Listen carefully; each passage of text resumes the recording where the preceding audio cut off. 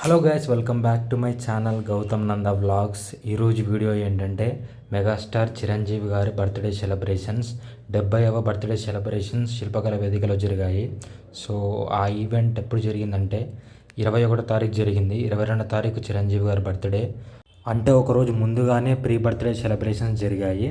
So మేమైతే శిల్పకళ వేదిక ఇప్పుడు వచ్చాము. సాయంత్రం స్టార్ట్ అయింది ఈవెంట్ 5 గంటలకు.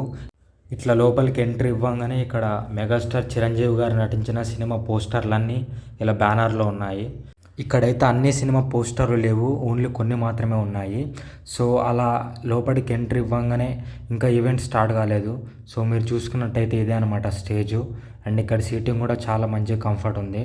అండ్ కొద్దిసేపటి తర్వాత ఈవెంట్ అయితే స్టార్ట్ అయింది. యాంకర్ వచ్చేసారు. ఫస్ట్ అయితే జ్యోతి ప్రజ్వలనతో స్టార్ట్ అయింది. దాని తర్వాత భరతనాట్యం. ఈవెంట్ స్టార్ట్ అయిన కొద్దిసేపటికే చిరంజీవి గారి మాస్ స్టెప్పులతోని డ్యాన్స్ మొత్తం ఎరగదీశారు డాన్సర్సు.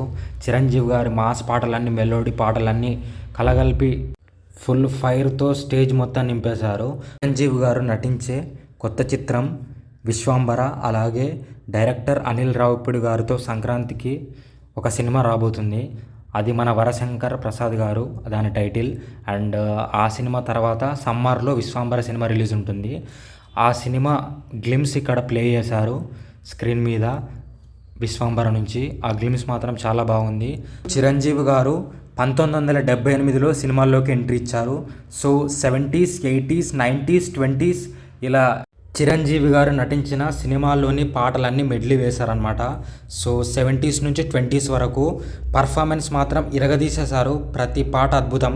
చిరంజీవి గారి అసలు పేరు కొనిదెల శివశంకర వరప్రసాద్.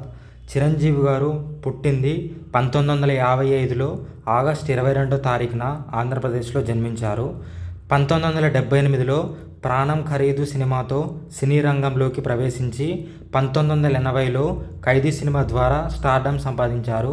తెలుగు సినిమా చరిత్రలో అత్యధిక హిట్స్ అందించిన హీరోలలో చిరంజీవి గారు ఒకరు.